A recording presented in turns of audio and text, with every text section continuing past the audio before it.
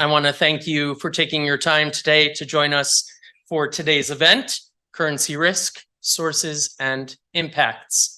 The panelists will be answering questions at the end of the program, so please save all questions until then. If you're joining us virtually, please feel free to post any questions in the Q&A function at the bottom of your screen. Before we begin, I just wanted to make you aware of some upcoming events that the program is hosting. We have 5 weekly seminars. We have our coding, applied coding, build it in a day, intro to quantitative risk management, and intro to finance seminars. Those, again, are weekly on Friday and Saturday mornings. We have our mindfulness workshops that are offered on select Thursdays.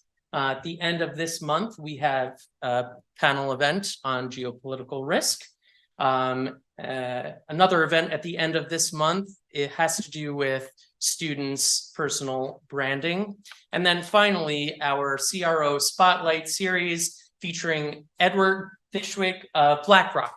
Now, without any further ado, I'd like to introduce you to today's moderator, Bruce Fox. Thank you, Josh, and welcome, students. I have to say that you're very fortunate to be going to school here in New York, the risk program, because we can have great topics and great speakers who happen to work in New York City. So congratulations for picking the right school and the right location. In any event, I'm going to introduce my speakers in a second, my panelists in a second, but just to introduce the topic, after many years of pretty boring currency markets, the currency market seems to be getting interesting again.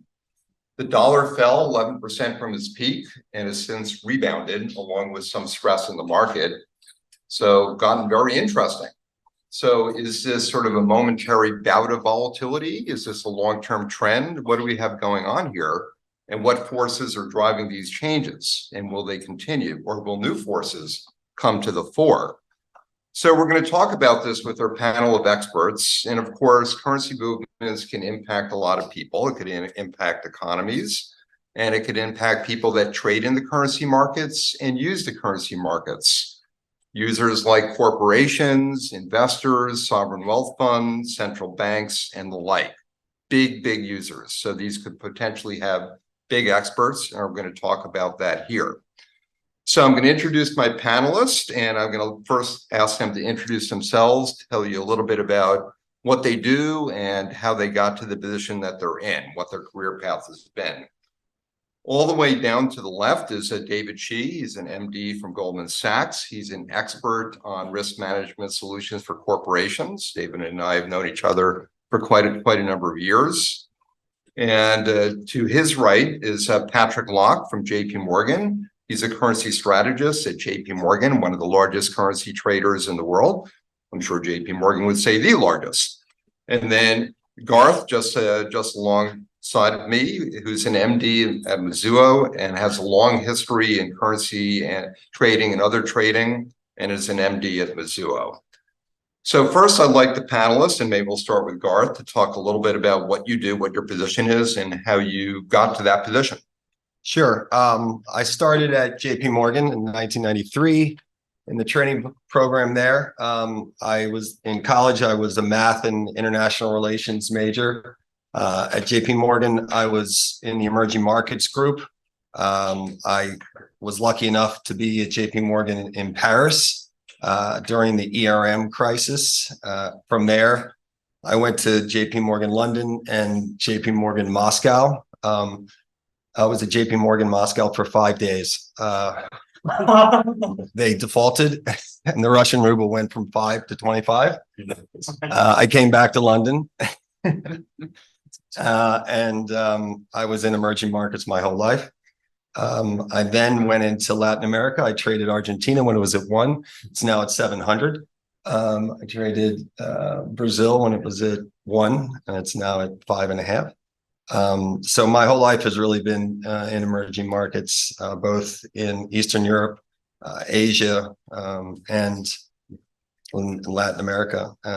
And that both entails interest rate trading, so I call it local markets, and currency trading. I also worked at Goldman Sachs for 10 years. I was in prop trading and ran what's known as the linear trading desk. I was a hedge fund manager for 5 years at More Capital. And then I ran global emerging market trading at UBS and FX and precious metals trading. And now I work at Mizuho Capital, and we focus mainly on helping Fortune 500 companies and Japanese companies invest all over the world. A lot of sponsors, private equity companies. So any cross-border transactions that happen there, we co-invest. We have a large operation in Brazil. We have about $3 billion invested in Brazil, alongside of our other corporates that we manage. We have about $450 billion of capital in the US alone. When I first got to Mizuho, we accounted for about 5% of Mizuho Financial Group's total profits. Now we're at 27%. So that can tell you how much capital, how much profits are being accounted for in the US alone. So I always say the mothership is pushing capital our way. It's a $2.3 trillion bank, which is a fairly large bank. So we're sort of the JPMorgan of Japan. It's the old Fuji Bank, IBJ, and Daiichi Kongo combined. So we're the third large super bank in Japan. Excellent. Thank you, Garth. Patrick? Yeah, hey, everybody. Thanks for having me. Pat Locke, JPMorgan. I work in sell-side research.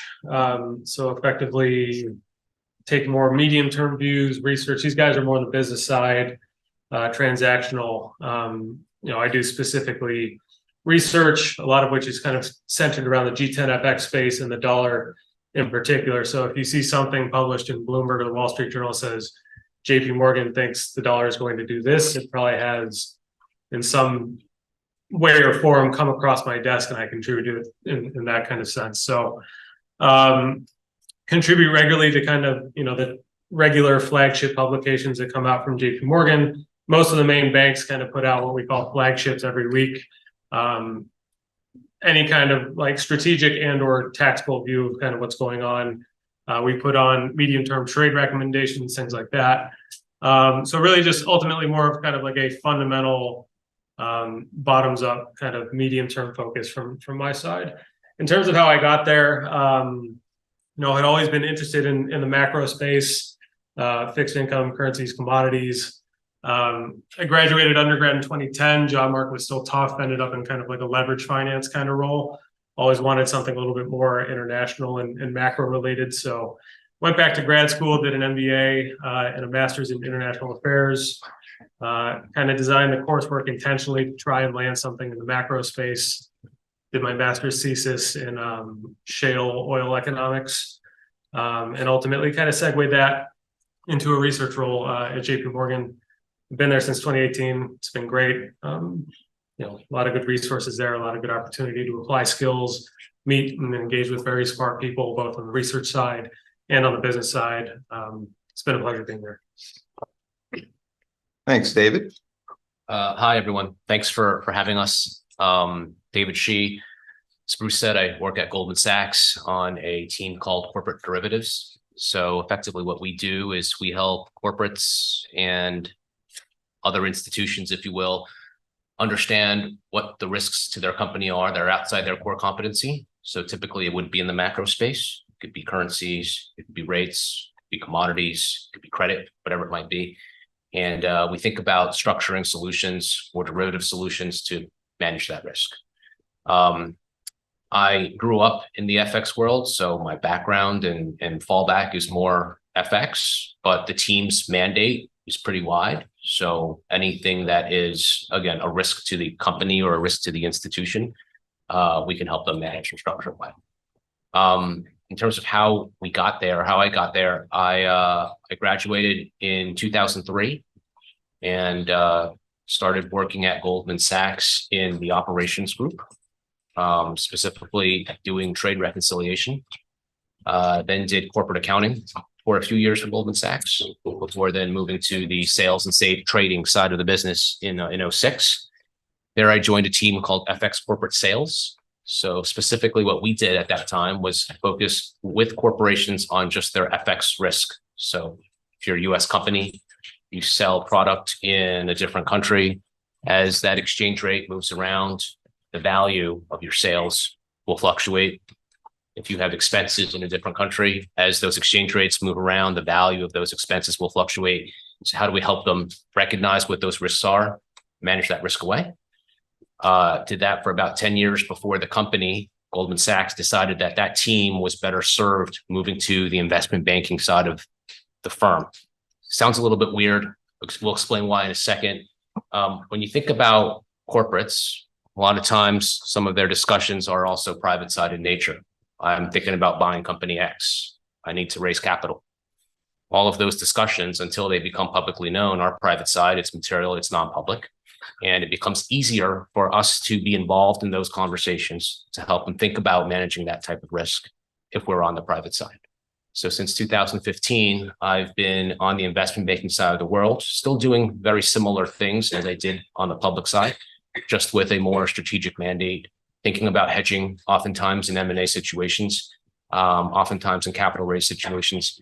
So I now help run the FX desk within corporate derivatives in the investment bank, and also help run consumer retail financial institutions risk management there. Thanks. Actually, I probably forgot to mention myself, Bruce Fox. I manage derivatives at a company called Genworth. I also am a member of the Asset Liability Management Committee there, and I run our tactical asset allocation strategy. And I've been involved in teaching at Columbia for about 7 years now. As an FX, regarding FX, I'm a user of FX, which is why I know David. So I'm one of those corporations that have used FX for various purposes.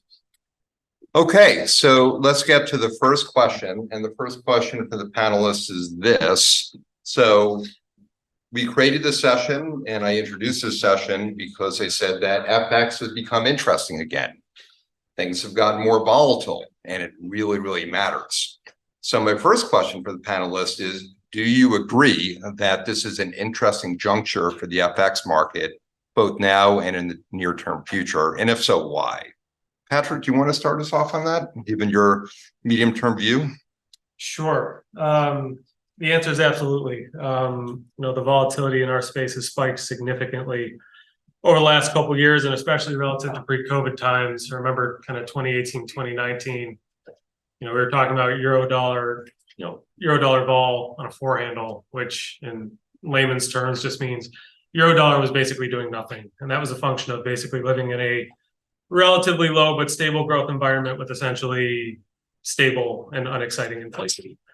And in the scheme of things, at the end of the day, I think the most important part about FX in particular is that it's a relative asset class. So you get the most volatility when two different economies are kind of diverging in a particular way. Really wasn't happening back then. But whereas now, basically, over the last 2 years, you've had COVID, the reemergence from COVID, all the kind of the sugar high from the fiscal spending, creating like a very substantial supply-demand imbalances throughout different pockets of the economy. Layer in on top of that, the Ukraine war shock, the impact on energy and commodity prices more broadly, kind of that layering into inflation, generally speaking. And it's created kind of a very unique kind of macro environment. The dollar did exceptionally well last year, as it was basically kind of like a broad global stagflationary shock that just happened to be very good for the dollar and very bad for all other currencies. But now we're at a juncture where basically now you're kind of at the tail end of this very short cycle. The US is apparently proving more resilient to the interest rate hikes than we had originally thought. We survived kind of the commodity shock, whereas places like Europe are starting to roll over. China's got a lot of structural issues that's manifested very clearly in the exchange rate. And so now you're getting kind of this point I was talking about where economies are a little bit more divergent right now. And so that continues to create a very kind of rich macro trading landscape, even though it's not perhaps quite as high volatility as we saw last year. There's still a lot of opportunity for alpha. And I think, and then next year, a lot of focus will be on kind of the US elections and the influence of politics and political risk into FX and macro assets more broadly. So Absolutely. Someone in our business last year said FX is back. And I think that's probably absolutely right. Excellent. So Garth, your horizon may be shorter because you trade this for your institution. What do you think? Has this become a more interesting time and a scarier time? Yeah, I think that the biggest thing is, you have divergent central bank policies around the world. You have, I think, a watershed moment from COVID. It's a once in a lifetime change in what is going to be supply chains. It is this kind of friendshoring. No country is ever going to be put in the situation where they need to rely on another country again. There is an underlying self-sufficiency that it's probably not talked about as much, but if you spend time in DC or you spend time in Europe with policymakers or any of these World Economic Forum type places, the interreliance of countries, whether it be the group of five, I think you have Japan is thrown in there now, Japan, Korea, Australia, New Zealand, the US. Now we're going to throw in Mexico, Canada. We'll see whether Brazil comes into the club or not. They're kind of playing both sides of the street now. We're really talking about solidifying supply chains. That's going to solidify currency, regimes. While that's going on, you have, inflation dynamics that are pushing that dynamic because we've relied on cheap goods from Asia. We've relied on semiconductor cheapness from Taiwan. That is going to be replaced, and those things are very expensive. You cannot turn those things around. We're talking about 4, 5, 6 years.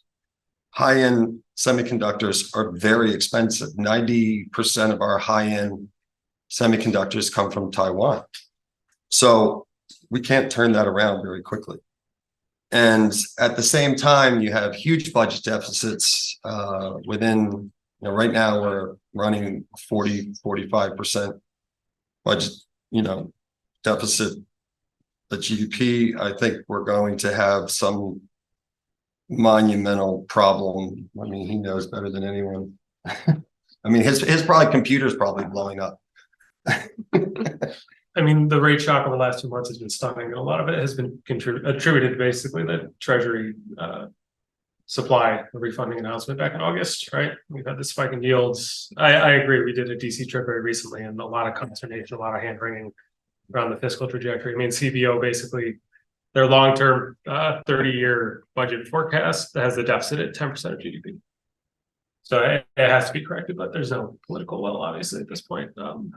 So I agree. That's kind of a major structural headwind. And the last thing I'll say about currencies is there is a misconception that a revolt against the dollar means a weaker dollar. Just, you have to think about this for a second. The less people use the dollar, the stronger the dollar gets. Just so you know. And that's because the Saudis, they use it less. There's less dollars to rehypothecate in the system, which means there's a scarcity of dollars. So the dollar actually gets stronger against all currencies. It means there's no dollars to be lent to anyone. The banks don't have them. When people stop using the dollar in the system, it means there's no dollars around. And unfortunately, all of the emerging market countries around the world need dollars. They are short dollars. And that is the problem. Until the world stops using the dollar as a means of exchange, you can't have a few people just say, hey, I'm going to revolt against it. There's a rehypothecation that the dollar is used for where it's lent as a money multiplier that people don't quite understand in the banking system of how it's used. There's a misconception of how the dollar is used. Every time the Saudis sell some oil and they take those profits and they put them into the treasury system, or the Chinese sell some Barbie dolls and they make 190% profit and they buy some treasuries, all of those dollars are rehypothecated in the system, and they go into banking accounts and they go into savings accounts, and they're lent through the system 5, 6, 7, and 8 times. If you take those dollars away, then nobody has any dollars. So people have to scramble for physical dollars. So I know for a fact, and he can tell you, that there are corporates out there that are thinking about taking their dollars that are offshore and bringing them home, because they don't want to borrow money at 7, 8, 9, 10%, because interest rates are so high. Because they have money stored in Europe, and they have money stored in Korea, and they have money stored in Mexico, and they have money stored, all these US corporates. They don't want to borrow money for 2 or 3 or 4 years at, I don't know, what are they're borrowing with SOFR plus 200, 300, 400. So that's, 10-year treasuries are going through the roof. So the interest rate problem is causing problems with corporates, which causes problems with the dollar, which causes problems with currencies. And then all of these corporates have to make a very strong decision. Do they want to take all this money that they have stored away in all these countries and bring it home or not? And then he gets to make money with the derivatives themselves. That's Very interesting. So let's turn to David. So is this a more interesting time in your client base? Are you seeing a lot more incoming phone calls from corporations who are saying, wow, this is really concerning, we need to do something about it? Or is it business as usual? I wouldn't say it's business as usual. I do think it's a very fascinating, interesting time. I think Pat and Garth hit on a lot of important points, right? That makes this time in our lives, time in the economy, time in the currency markets, if you will, more unique. And if you take all of the macro themes that they just spoke about and look at it through a corporate's lens, what does a strong dollar mean?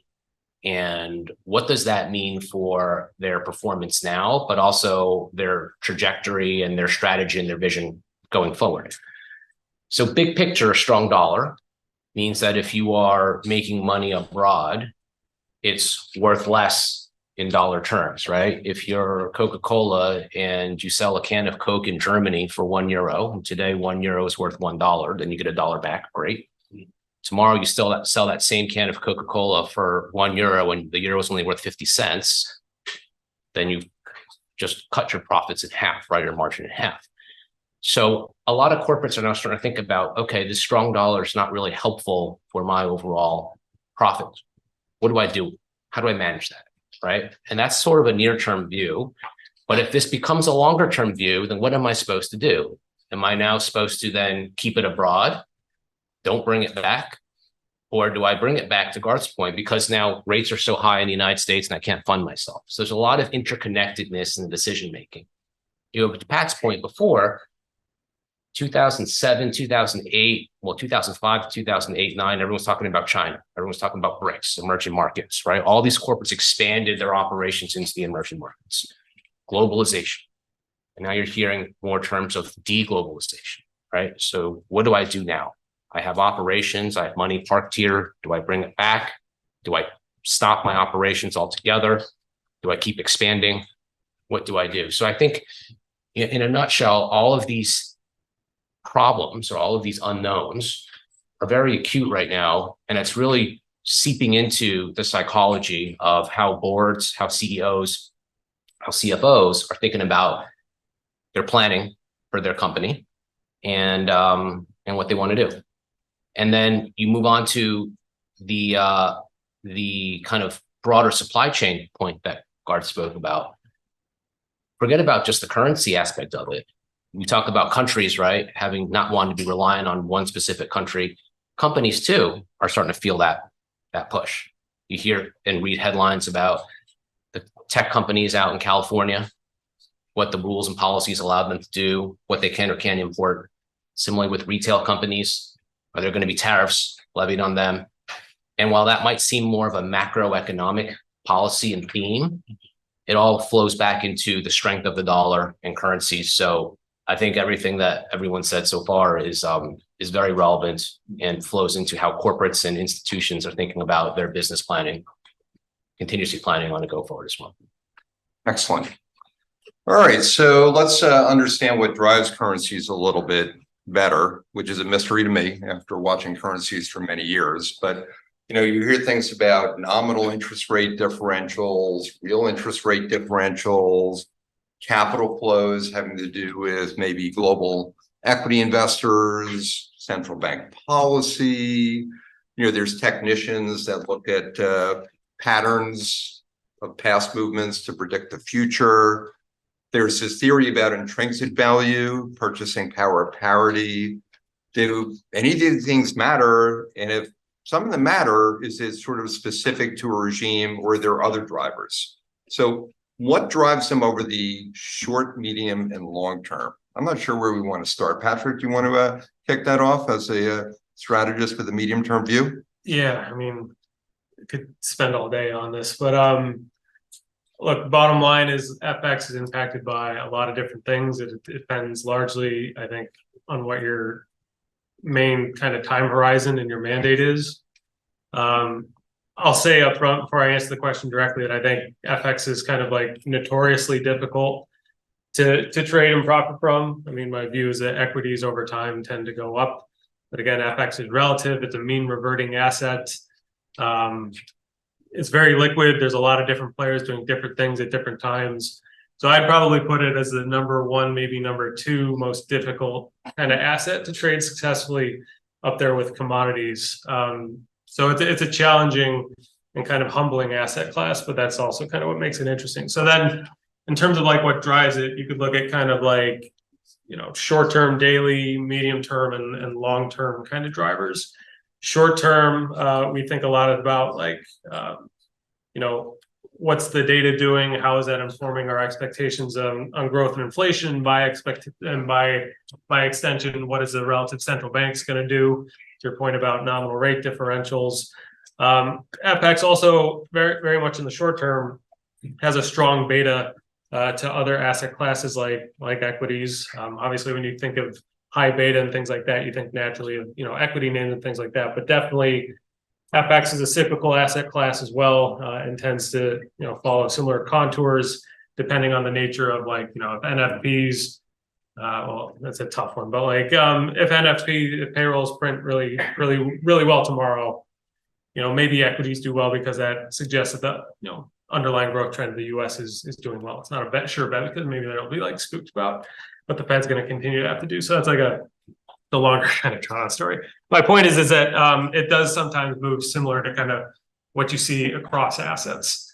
More medium term though, I tend to think of FX as kind of a cyclical asset class. Like I said, the dollar's levels and momentum over time, I think, are largely contingent on where we're at in the cycle. Dollar tends to depreciate early on in expansions, and really, I think, tends to pick up in the later cycles as global growth momentum in particular is starting to wane. The dollar is ultimately an anti-cyclical asset, does better when global growth is doing worse. You see that particularly around stress scenarios, recessions, shocks like COVID, things like that. And then there's kind of long-term drivers that, even I don't think about that much. I doubt these guys think about it on a day-to-day basis much, but, there's structural components to economies that definitely, dictate how currency should evolve over many years and decades. Things like relative productivity, levels of debt to GDP, longer term traditional kind of macro fundamentals like that. Also, Bruce suggested a purchasing power parity. At the end of the day, a currency is not actually anything. An exchange rate is literally a ratio of relative prices between one economy and the other. When you buy a currency, like you buy a dollar, you don't actually buy a dollar. You buy a treasury or some other U.S. asset that's denominated in dollars. And that's important because ultimately, this theory of relative prices would suggest that basically you arbitrage out any opportunity to make free money. So basically, if there's a international good being sold in Europe and an international good being sold in the US, assuming no frictions, assuming no, tariffs or trade costs or anything like that, you can't have a relative mispricing between the two. Otherwise, you'd buy all the things in Europe and you'd sell them all in the US. So the exchange rate over time, in theory, according to purchasing power parity, should basically make sure that the exchange rate balances out those relative prices. So obviously there's like a big continuum, a big spectrum of what's practical to think about in a day-to-day. Again, like when we have payrolls, I'm not going to be thinking about purchasing power parity tomorrow. When I'm thinking, what's the dollar going to be looking like at 2030? Maybe I do kind of dig that one up and do some analytics on it. But it depends a lot on your horizon. And the bottom line is it's influenced by a lot of different things. I didn't even manage to get to the balance payments, but I'll see the floor. Interesting. Thanks, Garth. Anything you want to add to that? I mean, I think Japan is topical. So I'll kind of touch on that first. Mizuho is ranked number 1 on Bloomberg for its currency prediction for yen. And I think that the reason for that is, and oddly, I have worked there for 5 years, but the flows that they see are very little when it comes to the hedge funds and the global asset managers. It's very specific to Japan. And what I didn't know really, that Japan's number 1 export is capital. And just look at my firm. When I got there, it was 40 billion. Now it's 480 billion in the US. You look at people like SoftBank exporting capital, Mitsui trading, Marubeni. Look what Warren Buffett did.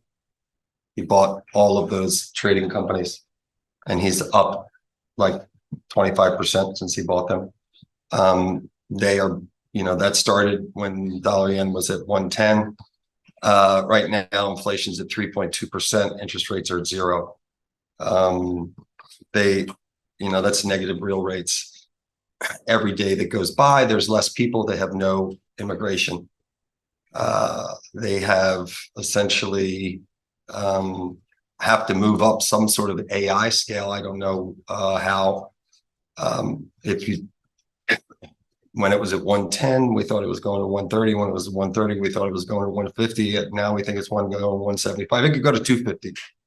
Unless they raise rates, there's nothing why. There's no value in the currency yet until they raise rates.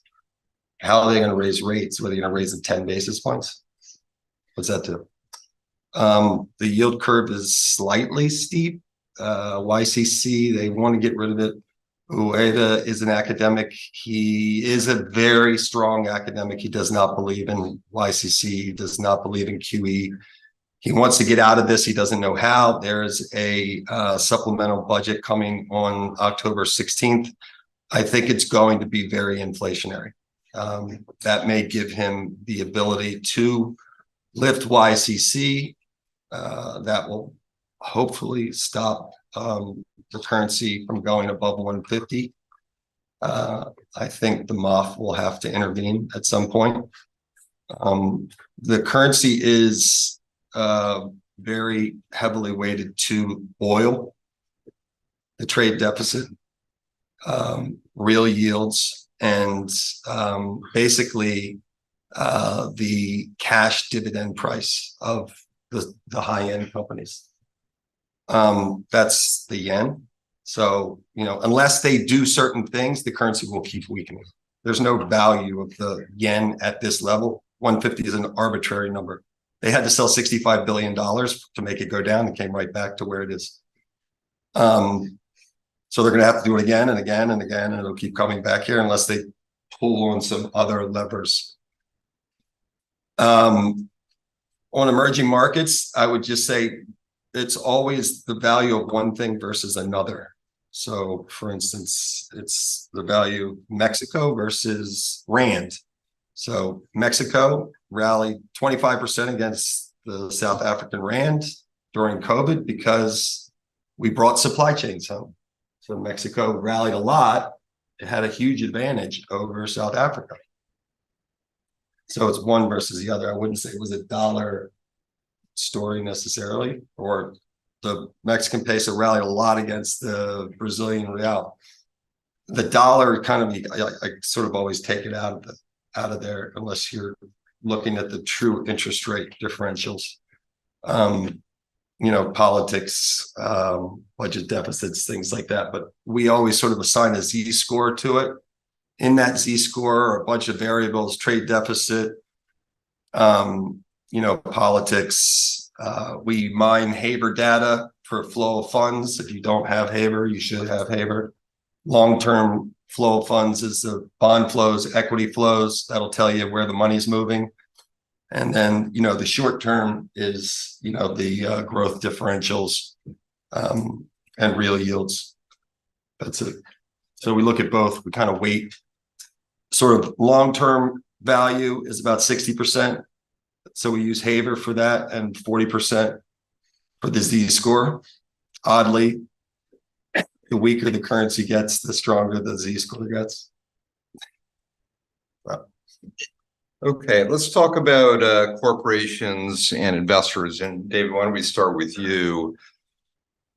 How do corporations manage their currency risks? I mean, what sort of do they want to hedge 100%? What percentage do they want to hedge? I mean, I'm assuming that they only hedge, but you might say that they speculate too.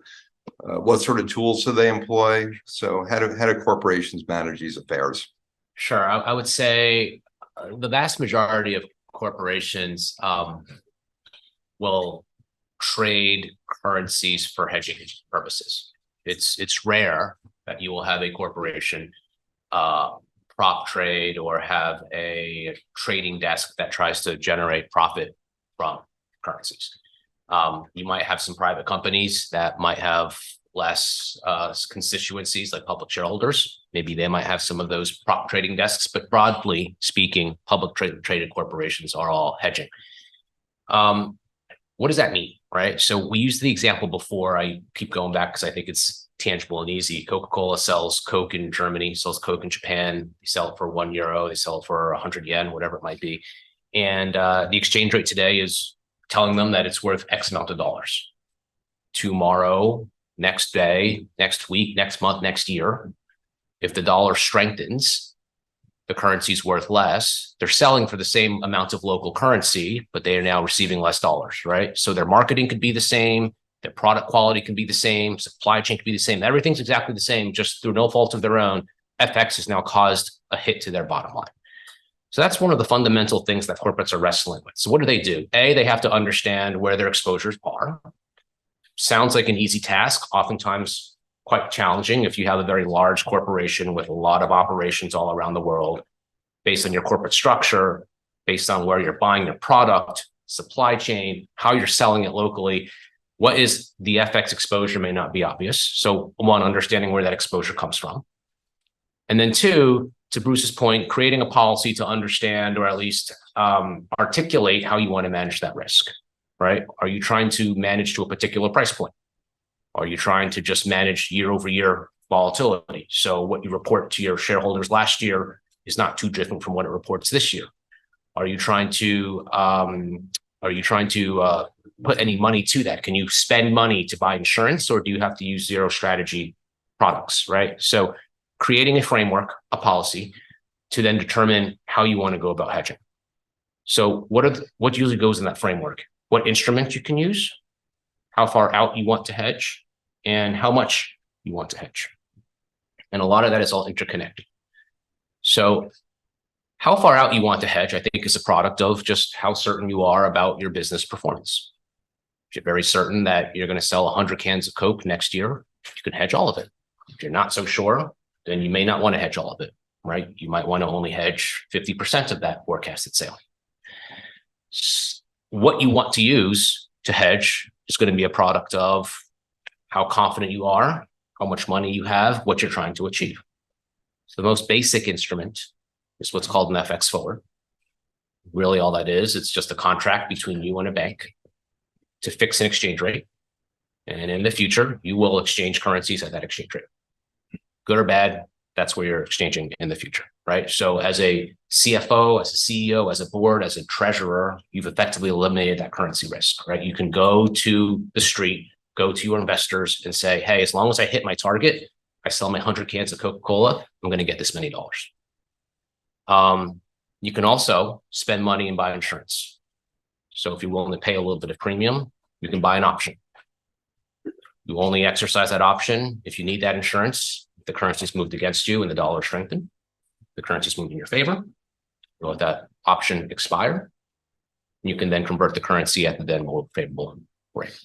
So again, this topic can be, we can talk about it for a long time. I want to make sure I save enough time for others. So I guess that's probably at a nutshell, big picture, how corporates think about currency risk and some of the things that go into kind of their policy and how they would manage it.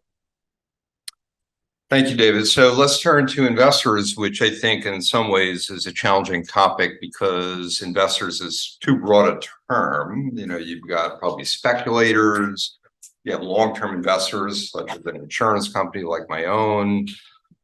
You probably have people on the investor side that do arbitrage. So you have all sorts of different investors. How do they think about exposure? In some cases, maybe they're speculating on upside as opposed to protecting downside. I'm not sure which one of you to throw this one out to, but how do investors think about currency exposure and how do they manage their affairs? Garth, it sounds like this is to you. Patrick pointed to you. You've been talking to investors lately, so I'll let you go first, and then I'll give you, because there's a cross-currency basis market that makes things even more complicated. I mean, I just, you know, from my seat in particular, I talk to basically three types of groups. One is corporates, so guys that are not FX experts, but they have to manage it in some form with the help of JPMorgan. They want to understand better the fundamentals of what's going on and what direction we think it's going. But more often than not, probably 2/3 to my conversation are split between hedge funds and real money. Real money being kind of like, I guess, longer term asset managers, and I'll get to that in a sec. So it's a question of, again, Bruce, your point of whether they're trying to actively generate alpha in the FX space, or whether they are trying to, you know, pair FX exposure, you know, complementing larger portfolio exposure, you know, whether they're taking outright views or really they just want to protect themselves. So most of the time I speak with hedge funds and it's, you know, can be extremely nuanced in terms of they want to know everything there is to know about the upcoming RBNZ meeting, which is the central bank out of New Zealand, which no one really thinks about unless you're like an active FX trader, right? They want to know what the OCR profile looks like. So what do we think the RBNZ itself is going to be forecasting about its own interest rates? Because obviously rates are going to respond to that, and by extension, so is the currency. So it can be extremely granular. It can be, tends to be, I'd say, probably on the shorter term kind of horizon. We call them fast money. And part of that is they can kind of like dive in, dive out of positions. They can close stuff actively, open it up. They can express in cash and options, however. So that, you know, that is one group I deal a lot with. And then real money, which are large and also equally sophisticated institutional investors, but tend to have longer term mandates, larger positions across a wide range of assets, stuff that's not necessarily as liquid, in which case, you know, you want to understand the FX risk around that, because if you have a bond position, you know, let's talk like pre-COVID, if you had a bond position in Australia that was relatively sizable, you know, the return on that in outright terms is relatively meager because interest rates were at the end of the day pretty modest. So if you had a adverse 5 or 8% swing in the spot FX rate, you're looking at some major mark-to-market losses that, you know, basically have nothing to do with your original investment thesis. But nevertheless, not unlike the corporates, you get kind of blindsided by it. So is it, you know, can you manage an alpha view on top of that? Do you want to hedge your you know, fixed income book, that kind of thing? So that's also interesting. It's just kind of again, like a different mandate, different nature of investor. At the end of the day, obviously, like it's most interesting to talk to the hedge fund guys because they're very smart. They like to think about risk scenarios. What are we missing? Stress testing your own views can get a little bit combative, but I kind of like that.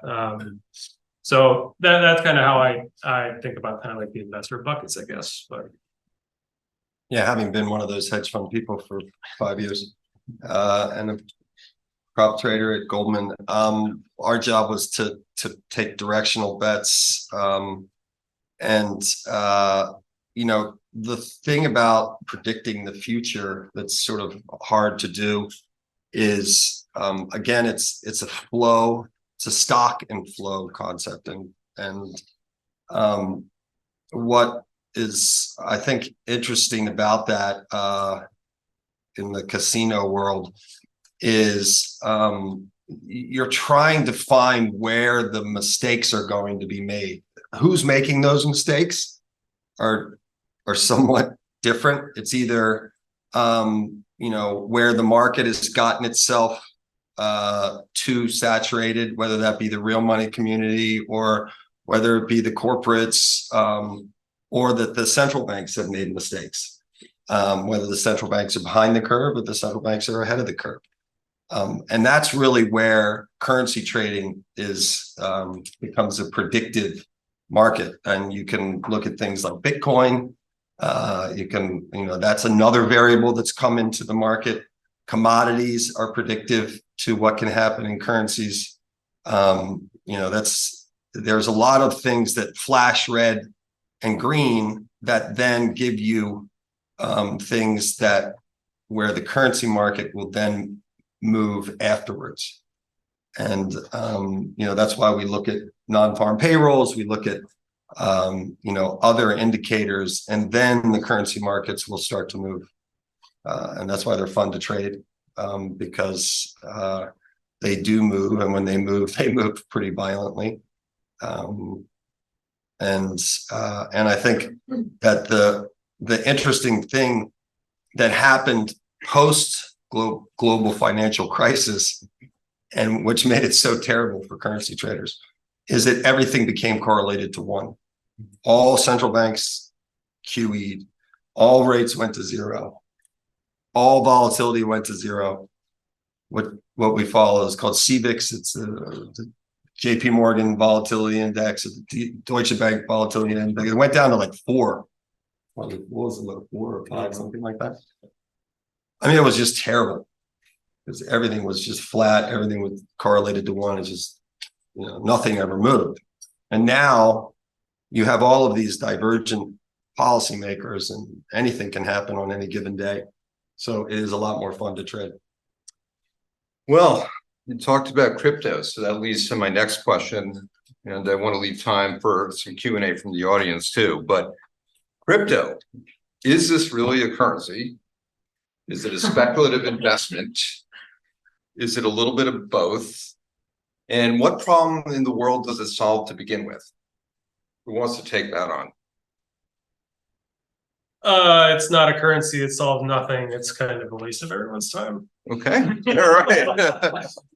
I like to get an opinion. It's certainly not a store of value. The only time I heard of it as a medium of exchange was its original transaction way back 15 or 20 years ago, when 2 pizzas were bought for something like 200,000 Bitcoins. So you can think about how that guy's probably feeling at this point, right? But ultimately, you want to invest in something that's not going to lose all your money, right? That's like inherently kind of the singular most important part of a currency. And obviously the volatility inherent in Bitcoin basically destroys that. So in terms of the medium exchange store of value, I think it's light years away. There's a whole conversation then about whether we get away from, currencies that are quote unquote managed by the government, whether there's, you want to get transnational with it and all that. You can look at Europe to have all the inherent problems of a currency that, goes across different borders and clearly doesn't benefit everybody the way you want, your currency ultimately to do so. Bottom line, at the end of the day, it was extremely speculative. My favorite chart on Bitcoin over the last 3 years is it basically overlays exactly precisely with the level of reserves in the Federal Reserve banking system. So basically, as liquidity was pumped into the US by the Fed, Bitcoin went up. As that started to get taken out, Bitcoin went down.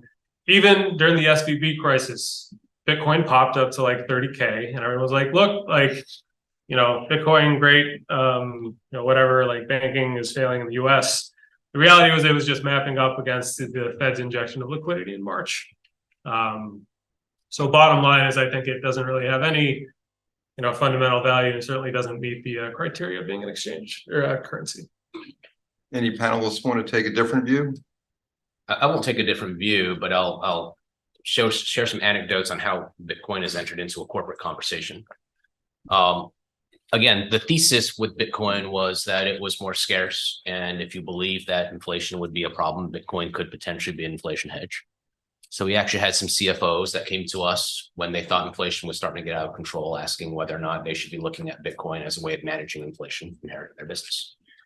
That obviously didn't work, and we're glad we talked them out of that. But again, that was one kind of topic of conversation of how Bitcoin or digital assets could come into play from a corporate lens. Another interesting one, and some companies are kind of deploying the strategy, is you have certain countries in the world where your cash is trapped. Egypt, money in Egypt, you can't get it out. Government won't let you take it out. You have money in Nigeria, government won't let you take it out. So a lot of companies are saying, I have cash that's trapped in these countries. What can I do? So are there different ways of bartering? Are there different assets that I could potentially trade in order to effectively get that money out? There are a few corporates that have effectively converted Nigerian naira or Egyptian pound to Bitcoin, and then sold that Bitcoin for dollars, right, as a way of getting some of that money out. Ton of friction costs. You can argue there could be regulatory concerns, maybe not, I don't know. But it is interesting that that's how we're seeing Bitcoin being used, or at least the conversations are popping up regarding Bitcoin in the corporate universe. And not so much as sort of the store of value, if you will, or whatnot, that a lot of people thought 3, 4, however many years ago, 5 years ago. Garth, real quickly, want to add anything, or is that Goldman coverage? Sachs makes Bitcoin derivative prices. We do. So does JPMorgan, but they don't make cash prices. Right. The reason is because Basel III does not allow banks to make cash prices because it's punitive, $1.5 for every dollar that you put up. No bank will ever trade Bitcoin. They'll never hold Bitcoin. They're not allowed to trade Bitcoin. Until the rules change, it's not real. I've met with many policymakers. By the way, I'm head of digital assets for my firm. I have a 25-page presentation that nobody will ever read or let me do. I'm waiting for corporate to call me to say I need to exchange some Bitcoin. But the laws and rules won't happen. The biggest fear of Janet Yellen is that the front page of the Wall Street Journal says there's a failed bill auction because Bitcoin is 150,000. Deposits are fleeing the banking system into Bitcoin. The Federal Reserve cannot fund itself because Bitcoin is 250,000. What do you think the federal government will do on that day? They'll seize all your Bitcoin. That's a good point. It's a really good That's what will happen. So you can buy all the Bitcoin you want, but that is what will happen.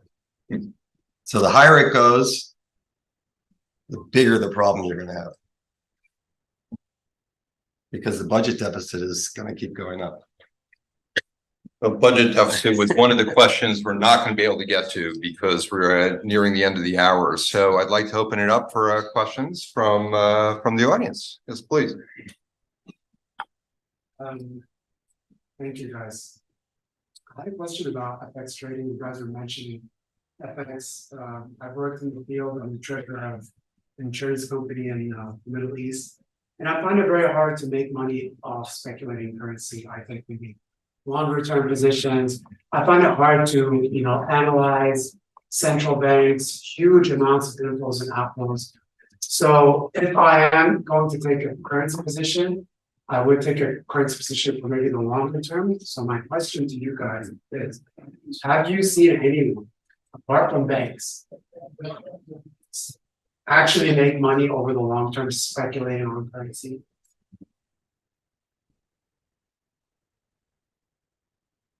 I mean, there's many hedge funds that have made their lives out of it. Purely off currency. Yeah. I mean, I can name the top 10 macro funds in the world. My former boss is one of the greatest currency traders in the history of the world. There's one other that just retired. He's written a large book. You can see it online, Mr. Dalio. He has a very long video if you'd like to sit and watch it.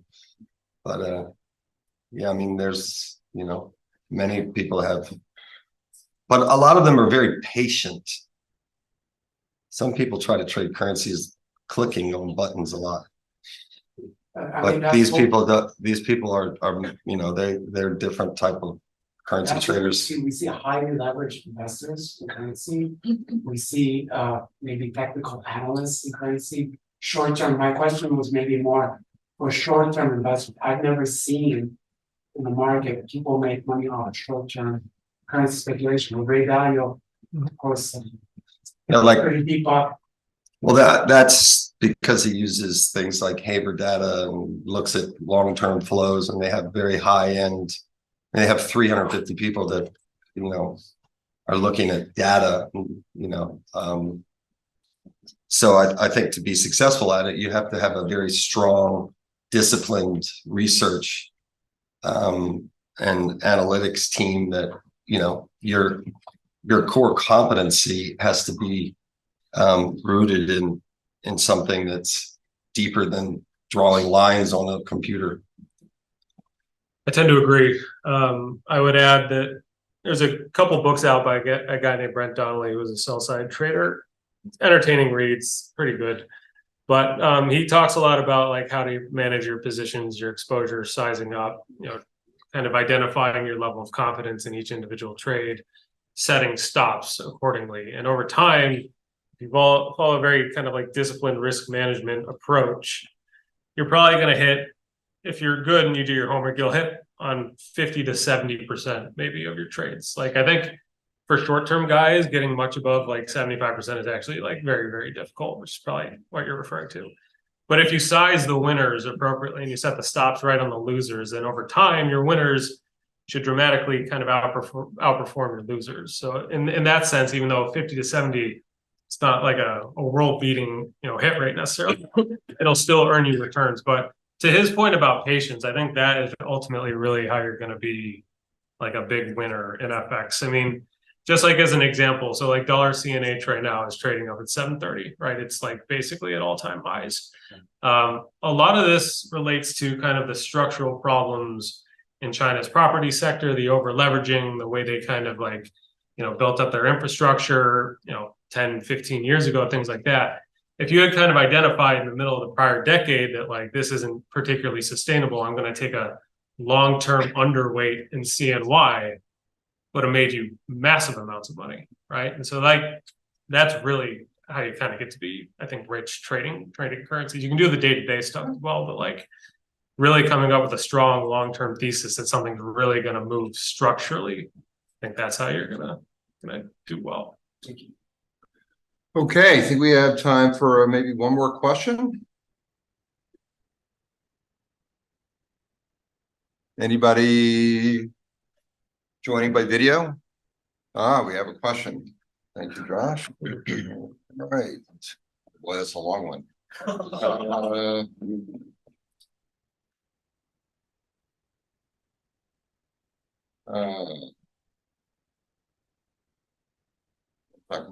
All right, why don't we just go with, in your opinion, what is the biggest risk to the dollar in the next decade?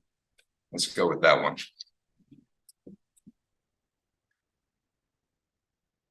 I guess from my side, it has to be structural in nature. I mean, the deficit itself is a risk so far this year.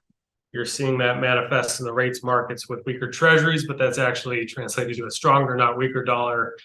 That being said, structural deficits are probably going to be a problem, particularly now that there's more of a supply-demand imbalance in rates. We're overweighting kind of interest rate sensitive buyers. So like the Fed is no longer buying bonds. Banks have issues given their deposits. And so that kind of leaves like the marginal buyer of treasuries and things like that, to more price sensitive guys. That leaves kind of like, rates, higher yields. I think that stay in play for a while. And unless you're the world's #1 reserve asset, which the dollar is right now, and then that should be kind of like a warning sign. I kind of think, the de-dollarization question, I don't doubt for a second that there's geopolitical will to get away from the dollar. I think the way it's kind of ingrained in the financial kind of plumbing and architecture globally makes it substantially more difficult, and including relative to past reserve currency regimes like sterling. Sterling pre-World War II was a reserve currency, but like it wasn't ingrained in trade and international finance the way the dollar is right now. That being said, I do wonder about just kind of the state of geopolitics broadly right now. Feels like there's a lot of issues. U.S. governance has come under the microscope more for the dollar, in the last 5-10 years. So I think it's ultimately that, because I think generally right now productivity, innovation, growth still emanates from the U.S. and that's important from kind of a medium-term cyclical perspective. So I guess I wonder more about kind of the structural, fiscal stuff, and then also the geopolitics. Anybody else want to weigh in, or should we call it a day? I would say Taiwan-China conflict would bring about an oil embargo on China. That would put oil at 250 and bring in QE4. Interesting. All right, hour is up. We have a social hour now, and all that's left to do is to thank our panelists. Garth, pass those.